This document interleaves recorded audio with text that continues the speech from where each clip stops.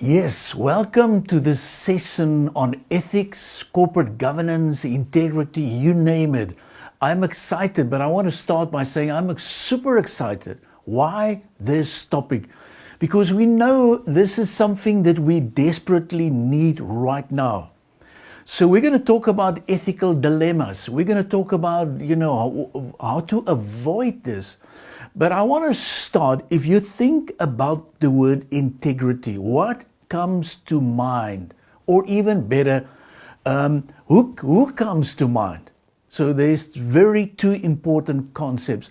So it's difficult topic, but I know why, because it's hard to find these days, and it should not be the case. So let me ask you a couple of questions. Think about the following really seriously important questions. Number one is what the ethics of society as a whole. If you must grade this out of 10, think about it. If you must grade the ethics of politicians in our country, in your part of the world, if you must rate the ethics of business in your organization, if you must rate the ethics specifically of your team, or if you must rate the ethics of the youth of the day. But then my final one, and listen to this.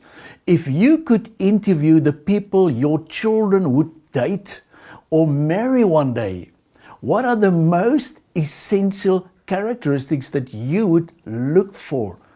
And I know the answer, because we're talking about, this is about integrity and why this is so important.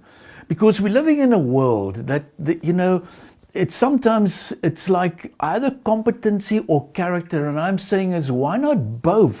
Why can't we integrate both? So I'm going to ask you another couple of questions, and there's a reason why I want to use it, and think carefully about the statements. The first one is, your supervisor is homesick. He called you to ask you to tell anyone that asked that he is on a business day trip. Now, I've done this two-line case study plenty of times in my life. And then I said, guys, can we do a little bit of role play? Your supervisor is not homesick, but he asked you if somebody phoned. This is the message. And I don't want to say even 9 out of 10. It's about more than 90% of the people saying, well, I'm not going to lie, because my boss said this is the message, so I'm going to repeat what he asked me to do. I'm not lying, I'm just repeating what he asked me to do. And I'm saying, but he's not homesick. And this is the problem. We don't know how to fix these type of things. Or let me use another example. 2 people on your team are secretly having an affair. They are both married. Now, according to our constitution, you're going to say, but this has nothing to do about me. But this is your boss. He's doing your performance appraisals. He's talking about honesty and integrity and trust. Where do we draw the line? Where is it coming from? Or maybe another one. Money is tight and it's your spouse's birthday. It's coming up. One of your clients offered you a free tickets to a major gala coming up. And you realize this is a great opportunity. Are you going to make use of it? Yes or no? And this is why I'm saying we're living in a world that you've got a role and a responsibility. Doesn't matter where you are. Even if you're a supervisor, a clerk, it doesn't matter. There's such a key role to play. We're talking about sick leave. We're talking about bribes and all these type of things. And this is going to be session number 1 of session 2, because we're going to give you specific guidelines. What if your supervisor is the problem? What if you are the problem? What is, how do we fix these type of things? And even if you're a manager, you cannot close your eyes by saying, well, it's nothing to do about me, I'm not involved. So that to me is always crucial. Where do we start? And I know it starts from the inside out. And this is where we've got a problem, because we keep on thinking we can do what we want to do, but what's on the inside? And this is why the word integrity means it's like complete, it's consistent. And just listen to this following statement. Dishonest leader produces dishonest followers. Now, when you listen to that, you suddenly realize, is that true? Yes. Proverbs 29:12. If a ruler listens to lies, all his officials become wicked. Can you see how close this is? This is so important. That's why we need to do a proper, decent check from time to time to see where we are. But in my first session, I would rather just ask you a couple of questions. Things like, do you maintain high standards of conduct in your personal, your professional life? Just yes or no. Do you set a good example? People say yes, but do you really set a good example? Do you treat others with fairness and respect? And it's maybe you say, well, what is this to do about integrity? It's crucial. Do you promote teamwork in your group? Simple things. Are you consistently open and honest and truthful? So this is why when we discuss these topics, and I am saying is the first thing, I'm talking to myself always, because I believe we need to start, instead of pointing figures out to each and every person on the other side, what about us? Another couple of yes and no, just simple questions. Think about your organization. Think about things like your compensation systems, forms of discrimination and race and sex and age and hiring. This is such a real issue. Are your expense accounts inflated? Listen to that one. Or ethics training. Do you provide it to top management, middle management? Is it part of the program? Are you open for ethical discussions? Now that to me is a crucial one. A lot of people know and talk about it, but are you really open to ethics discussions and ethic issues? And if you summarize it, this is based on research. What's coming out? People say, well, listen, this is the way we do business. Business is business. Or somebody repeated one day, said, it's not a moral decision, it was a business decision. Or the father said to his son, makes money, my son, make money. Honestly, if you can pay, just make money. So what are we saying? We're living in a world of people getting used to it. And that's why I love it. At one stage, there was a huge project in South Africa, and I know these guys are still running, calling unashamedly ethical. But you can sometimes turn the words around. A lot of people are ashamedly unethical. Listen around, the opposite. So where are you right now? And they've got about 8, 9 simple statements. Things like to be entirely truthful in all that you say. About relationships and don't do things of selfish ambition.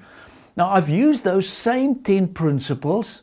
I've circled it amongst my management team and an organization with MBA students, and I asked them, just please sign.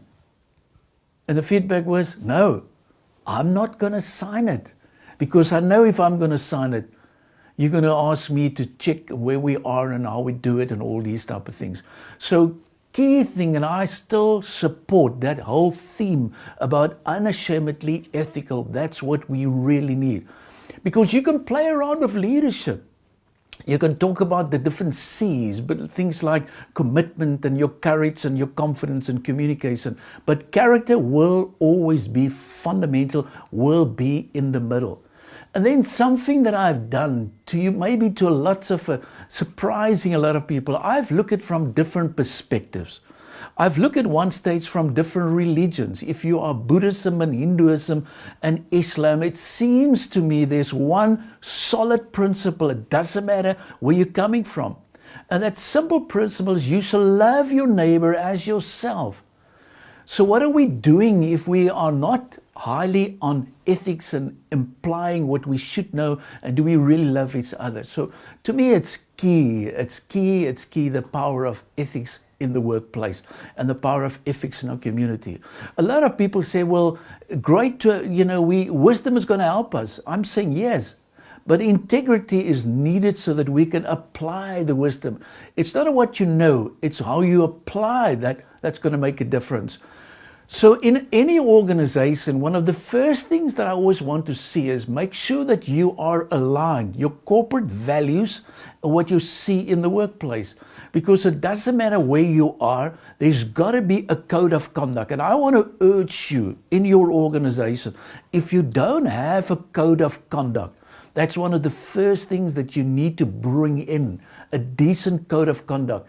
Because we look at things like dependability. Is your word still your word? That's it. We look at things like honesty. Is it negotiable, yes or no? And in my second session, I'm going to explain to you why do we disagree. And I'm saying, I know the reason. because it's all about our different world views. It's about how do we see what's happening in the world. I love the word truth, Truth. Why is the U in the middle? I don't know. But it starts with you.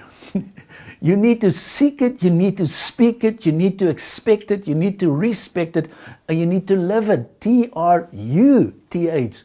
So that's crucial and it's vital important for us. So that's why I want you to think differently about specifically ethics. Think. The first one is what you do. Is it truthful, yes or no? Is it helpful when you say certain things? Is it inspirational, THI? Is it necessary? And then finally, is it really kind? So when we're going to apply these type of things, I know there's going to be a huge impact, not only in our organizations, at home, in our families, and the discipline. That's the way to start. But if you're struggling with this, ask yourself only 3 questions. What I'm doing right now, is it really legal? Balance, and is it the right thing to do? Just keep on asking those questions, because we're going to have these problems and we don't know always how to fix it. We don't know what to do next, and this is why these guidelines, it's vital. In my notes you will see I'm going to give you lots of warning signals. And warning signals is that, sometimes I see it even at schools. We refer to sometimes our teachers, they are idiots. How can you say a word like that? What are you doing? Or you cheated on your partner or your licenses and all these type of things. We're getting so used to these type of things. And these are what we call warning signs. I don't want you to ignore it, because it's there for a reason. Specifically, if you see that you can be a whistleblower, I know it's not always easy. So we need to bother about ethics like never before. But let's go back to Proverbs 12 verses 22. Listen to this. The Lord detests lying lips, but he delights in men or women who are truthful. So you've got a choice. Do you want to carry on the way that you've done it? Or you want to say, this is enough. I want to do something. And then a powerful verse in 1 Samuel 12 verses 1 to 4. Listen to the words. This is really powerful. Listen to the words. Here I stand. Listen to it. Here I stand. Testify against me in the presence of the Lord and his anointed. Whose ox have I taken? Isn't it powerful? Whose donkeys have I taken? Whom have I cheated? Whom have I oppressed? From whom, if you think about it, whose hand have accepted a bribe? So I've done any of these, I will make it right. So what are we saying? We're living in a world that's crucial. We're living in a world that we need to test and validate, where we are and how we can do it, because life is about choices. So this is such an important topic. There's lots of pitfalls and excuses, but there's just no way that we can ignore it. Even if you look at the Rotary test, what these guys are saying is whatever you do, is it truth, yes or no? Is it fair? Another one, the goodwill, and then is it beneficial? Lots of theoretical thoughts, but we need to start and say, well, listen, I'm going to set a good example. I'm going to commit myself. And just the word commitment. Commitment is intellectual here as well as emotional. And a lot of times we're saying, yes, it makes sense, but I'm not going to apply it. This is why we need both intellectual as well as the emotional commitment. Ethics is a language. We need to understand it, but a key word is always be consistent. But I also want to address something else. Speak up.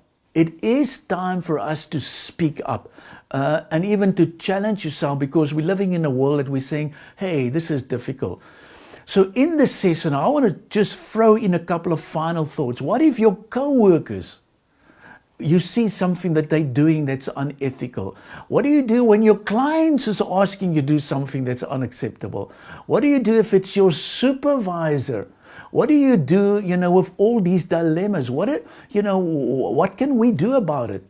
And you will see these type of things. There's some specific guidelines, and we need to go through that. What if you've made a mistake?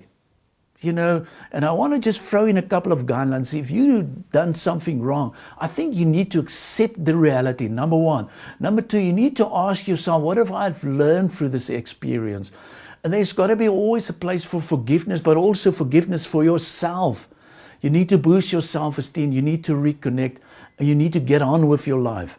And the reason why I'm saying this, because yes, we on a daily basis, we keep on making mistakes, so we need to check for that. Because ethics at the end of the day will build your consistency, confidence, will build the right team, and will empower people. So there's lots of great ideas about trust and honesty. Make sure that you work through these notes a couple of times. But I want to close with a final great short case study. And listen to this. This case study is called about Brian and his mother. Now listen to this. Brian invited his mother over for dinner. During the course of the meal, his mother couldn't help but notice how pretty Brian's flatmate was. She had long been suspicious of a relationship between the two, and this had only made her more curious. Over the course of the evening, while watching the two interact, she started to wonder if there was more between Brian and his flatmate than met the eye. Reading his mum's thoughts, Brian volunteered, said, "Hey, no, wait, Mum. I know what you must be thinking. But I assure you, Mary and I, we are just flatmates, okay? Get to the point. Understand where we are."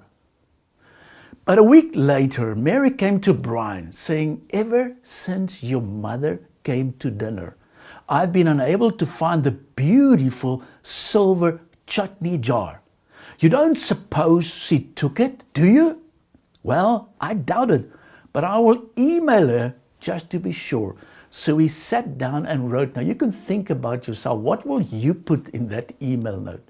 So this was in the email note. "Dear mother, I'm not saying that you did take the chutney jar from my house. And I'm not saying that you did not take the chutney jar. But the fact remains that if it's been missing ever since you were here for dinner. Love, Brian." Now, I love this close of this story because this is a brilliant mother. And listen to this mother. Several days later, Brian received an email from his mother, and this was in the email. "Dear son, I'm not saying that you do sleep with Mary, and I'm not saying that you do not sleep with Mary. But the fact remains that if she was sleeping in her own bed, she would have found the chutney jar by now. Love, Mum." And I'm so grateful for a sensitive mum. So listen, I want to just check your trustworthiness, your responsibility, your fairness, your caring, and all these type of things. In the next session, we're going to carry on talking about what we can do and how can we apply this. But start with yourself. This is vital. Let's do something about it, and it's implemented like never before. Be blessed.